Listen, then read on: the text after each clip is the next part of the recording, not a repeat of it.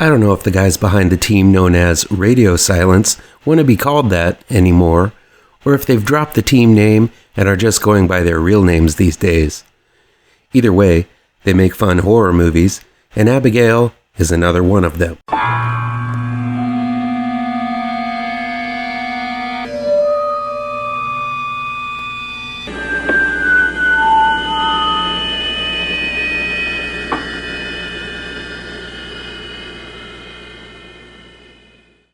Pardon me while I interrupt this video with a quick moment of self-promotion.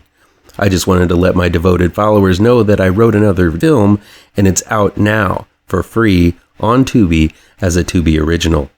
I checked out Earthquake Underground the other day, and while it does have a modest budget, it managed to pull off a lot of disaster action nevertheless. It's not Shakespeare, but it was a hell of a lot of fun to make. It's my second script to be made into a movie, and my first stab at a disaster movie. Now you may say, Mark, all earthquakes are underground, but the name refers to a handful of survivors of a massive earthquake who find themselves trapped inside a building that is sunk underground and desperate to find their way to the surface. I had a blast writing this with the good people at the asylum. If you have a spare hour and a half and want to check out a fun disaster movie, Earthquake Underground is free on Tubi now. Abigail is new in theaters from Universal Pictures. It's directed by Bettinelli-Olpin and Tyler Gillett, and written by Stephen Shields and Guy Busick. A group of criminals are called together by a mysterious man named Lambert, played by Giancarlo Esposito, to kidnap Abigail, played by Alicia Weir, the young daughter of a wealthy socialite, after her ballet practice. Once Abigail is in the crooks' possession, they must keep her in a secure location until the morning, when Lambert will pay them and send them on their way. That was the plan anyway. Only the crooks don't know that Abigail is a vampire, and now they're trapped inside the mansion with her until the sun comes up. Oh, don't get pissed. The fact that Abigail is a vampire is no spoiler. It's right there in the trailer and in all the adverts for Abigail, front and center. Though I do wonder if they had edited the trailer more cleverly, suggesting there was a monster in the house, but not letting the vampire ballerina out of the bag, if the film wouldn't have been a much more impressive shockeroo for me.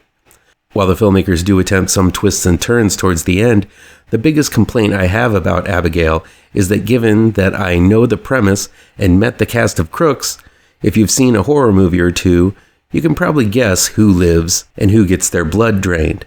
And most likely, you'd be as right as I was. While predictability is often something I am not a fan of, this being a modestly big-budget release, predictability is somewhat of a requirement these days. So I can't knock the Radio Silence guys. I'm calling them that because listing their names is a bit of a chore for doing what's profitable in a mainstream movie. Good for them. They've hit the big times.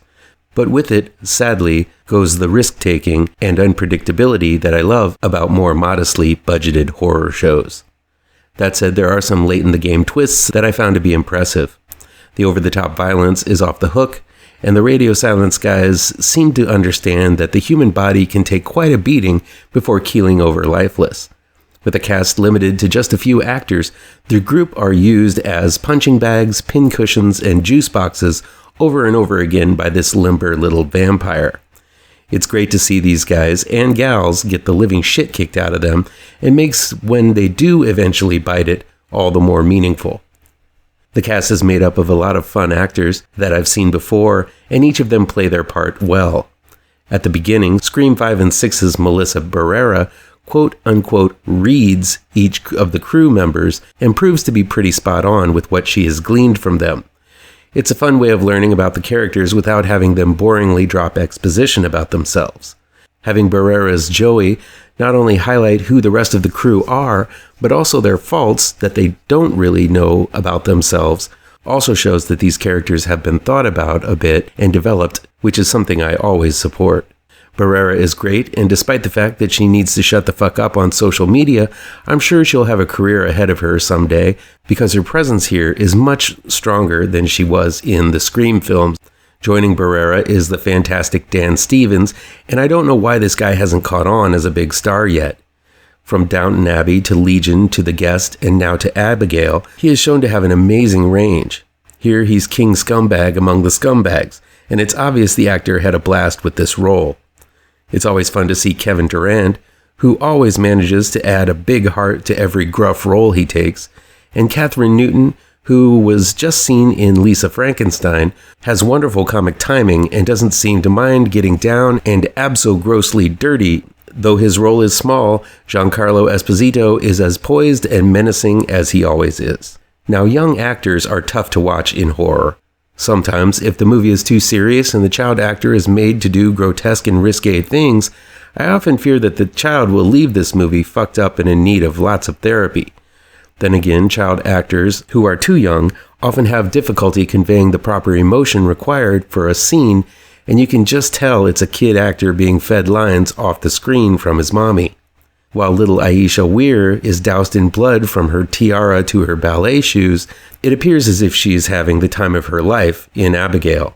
And on top of that, she's a hell of a little actress, giving quite a few monologues and delivering them convincingly, as she's supposed to be playing an aged vampire trapped in a child's body.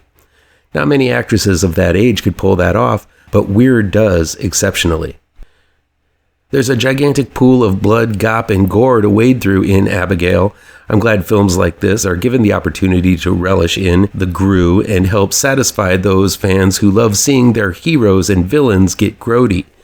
Paired with the over-the-top violence and the comedy, I imagine the copious amounts of blood was cleared because it is such a ridiculous amount, and doubt that a more serious film would be able to get away with what they did here. As is, Abigail is a gorehound's gourmet. And as for strong comedy, meaning that the comedy is just as prevalent as the horror, violence, and carnage, I found myself laughing through even the moments spoiled in the trailers. Abigail is a predictable big-budget movie, but the radio silence guys really know how to deliver a roller coaster ride drenched in blood and laughs. It's a fun vampire romp, nothing serious. It doesn't break new ground, as we've seen child vampires and the rest of the vampire shtick before, but a glorious, grand, and gory old time nevertheless. Please do me a favor and punch that like button down below. Share this video with all of your social media addicted pals. Click subscribe to this channel and ring that bell for notifications.